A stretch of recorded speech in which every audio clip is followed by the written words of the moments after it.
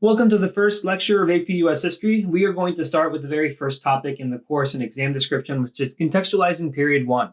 Period 1 runs from 1491 to 1607, and we're going to talk about everything that happened up until European contact, all the way through the very first English settlements to Jamestown in 1607. Now, what the College Board wants us to know by the end of this topic is to be able to explain the context for European encounters in the Americas from 1491 to 1607. So let's get to it. The very first key concept, 1.1, says, as native populations migrated and settled across the vast expanse of North America over time, they developed distinct and increasingly complex societies by adapting to and transforming their diverse environment. The very first part of this is the migration and the peopling of the Americas. The way they got to the American continent was through the Bering Land Bridge, which opened up about 35,000 years ago. This ice age lowered the sea level, which revealed some land connecting the Asian and North American continent. People were able to continue that migration for the next 25,000 years, and as you can see on this map, there was also a possible sea route that aided that migration. All of this would have continued to the very southern tip of South America at Tierra del Fuego. As the population continued to come from Asia into North America, they splintered off and they created different cultures. And so by the end of the migration, you had thousands of different cultural and linguistic groups across North and South America. Anthropologists estimate that about 54 million people inhabited North and South America before Columbus stumbled upon the Bahamas in 1492. Though they all came from the very same ancestry, these migrants across the Bering Land Bridge created a diverse amount of groups as they splintered off. Now, the next key concept is 1.1, Roman numeral 1, and it says different native societies adapted to and transformed their environments through innovations in agriculture, resource use, and social structure. The way in which they adapted to their environments and the geographies in which they settled really helped form the differences in all of the different groups. So here you see just North America, all the different large language and cultural groups across what is now the United States. And even within these groups, you would have many differences. So within a tribe, there are bands, and within those bands, there are different kinship groups and even linguistic differences amongst some of the larger tribes. One of the innovations that they came up with was agriculture. Now, most of the native societies in North America had some form of agriculture. Sometimes they would supplement the agriculture with hunting. Some might be migratory, so they would plant food in some areas and then migrate, let the soil regain its nutrients, and then come back in a different season or in a different year. Three Sisters farming was the three crops that were the most important. They were corn, squash, and beans. As you can see from the picture here, they all kind of grew together in the same area. The squash would grow closer to the ground, the corn would grow in its stalk, and then you would also have vines of beans dangling from the corn stalks. Three Sisters farming is not just important because it's how people fed themselves, but the food that the Three Sisters farming grew, the corn, the squash, and the beans, were also very nutritious foods. Another American crop that was new to Europeans was the potato found in South America. Potatoes are very nutritious and they are high in calories, so you don't need to eat that many of them in order to get full and have energy that you need to go about your day's worth of work. And whenever these crops get shared with the Europeans, it's going to have a huge effect on European populations. But this is how native societies were able to sustain themselves. Those that practice agriculture would plant some combination of corn, squash, beans, and even potatoes. Now, we're going to see that some native populations went even further in their use of agriculture to the point that they were changing their environment in order to be able to continue to feed more and more people. Here are three different civilizations that were in Mesoamerica, South America, and Central America. At the very top is a city or a model of the city of Tenochtitlan. This was the capital city of the Aztecs, which was located in central Mexico in modern-day Mexico City. They changed the environment by leveling out a marshy land in the middle of a lake, and that's where they built their capital. Because they were in the middle of a lake, they were able to build irrigation channels that would continue to provide water for their crops. On the bottom left, you see the city of Machu Picchu. It was up in the mountain, so living in the mountain is going to require a lot of environmental modification in order to adapt. For example, they had to implement terrace farming as a way to adapt to the mountainous terrain. On the bottom right is the Mayan capital city of Tikal. Any time in which civilizations are building these very heavy temples and stone structures, that means that they're going to be sedentary and be there for a long time. No one builds a huge temple and then walks away and migrates to another area. That's very uncommon because you're putting a lot of effort into it. In order to feed these sedentary populations, there has to be a lot of food. So the building was always coupled with some form of infrastructure project that allowed these civilizations to feed their people. The next key concept says contact among European natives and Africans resulted in the Columbian exchange and significant social, cultural, and political changes on both sides of the Atlantic Ocean. So the Columbian exchange connected Europe, Africa, and North and South America. The things that were being traded or exchanged through this Columbian exchange included crops, diseases, livestock, and commerce. One of the most important things that was being brought from the old world, that's Europe and Africa, to North America, New World, were diseases. So you see the list here: smallpox, influenza, typhus, measles, malaria, diphtheria, whooping cough. These were all diseases that the people that were living in the New World had no immunities for, which meant that once they came into contact with that disease and they got sick, it was a high chance that not only were they going to die, but the disease was going to spread further, which would lead to a decimation of the New World population. So those estimated 54 million people that were living before 1492 in that territory are going to go down to a very small fraction. There were some crops that are coming from the old world going into the new world. One of the most important ones that's going from the old world to the new world is sugarcane. Because sugarcane is a luxury item in Europe, at this time it costs a lot of money because it's hard to acquire. It only grows in certain areas, and then once you're able to grow it, it takes a lot of money, a lot of effort, a lot of labor to extract the actual sugar morsels from the sugar cane. Because the Caribbean had the very warm tropical climate that was conducive to growing a lot of sugarcane, that was something that was established all through the Caribbean and then later through South America.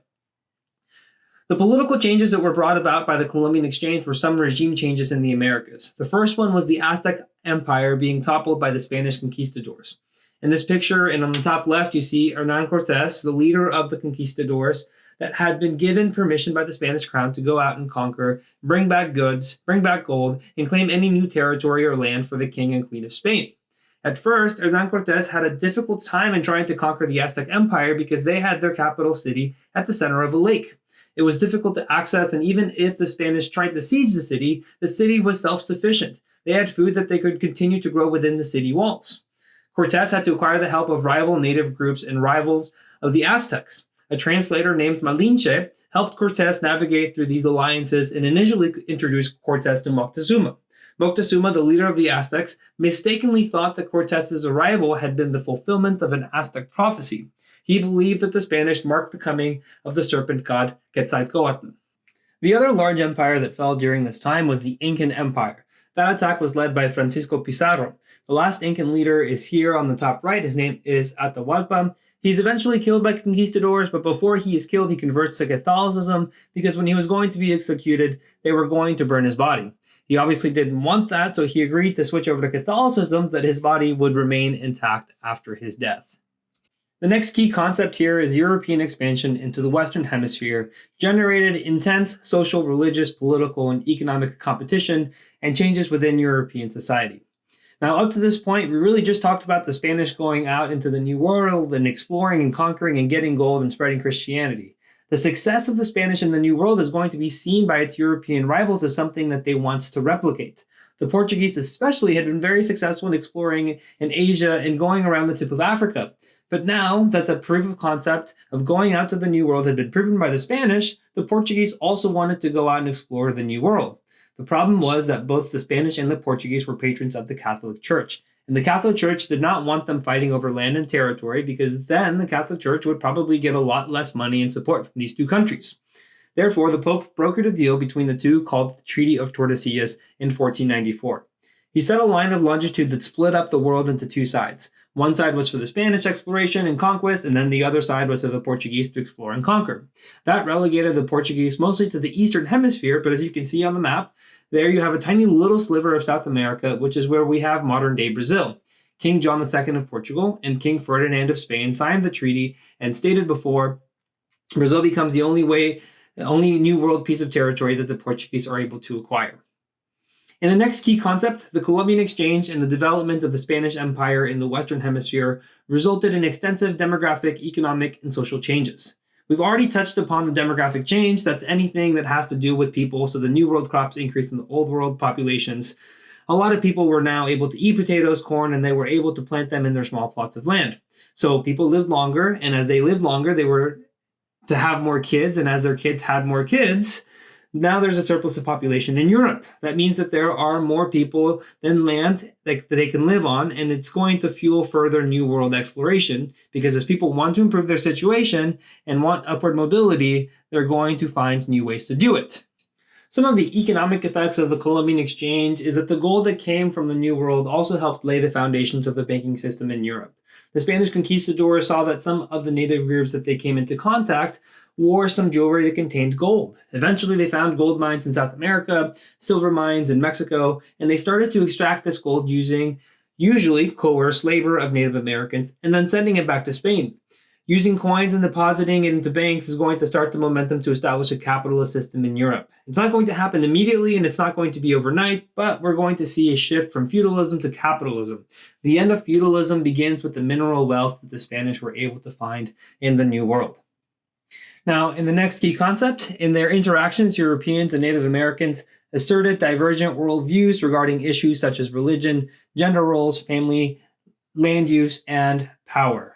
This means that the Europeans and native groups in North and South America were vastly different, which is a logical claim, but we want to make sure that we hit on some of the specific things that they really had in difference. The first one was their use of land. Native groups in North America really didn't have a desire to aggressively change their landscapes. Some believed that nature held spiritual properties. They did use the land, as we said. They planted foods, they practiced agricultures, but in some areas they would forage, they would get food from the forest. This was especially true in areas like the Pacific Coast and Northern California. In the Northeast, the Iroquois along the Appalachian Ranges would go into the forest and hunt, gather, and supplement with agriculture. The ways in which they would interact with their environment there is that sometimes they would encourage forest growth through managed fires. That's what the picture is here on the top left. In the forest in California, fire encouraged growth of larger trees. It also cleared the forest floor, which makes it more accessible for people to walk through and to hunt. On the top right, you see cave dwellings by the Anasazi people in Mesa Verde, Colorado. There were also cave dwellings in New Mexico. A good example of the groups that really did change their environment would be the Aztecs. This is the capital city of Tenochtitlan in the middle of Lake Texcoco. Even this adaptation of environment by the Aztecs is not quite as extreme as what we're going to be seeing with Europeans. As soon as the Spanish begin to expand their New World Empire, they're going to start building churches and cathedrals made of stone, usually the same stone that had made up the temples of the natives.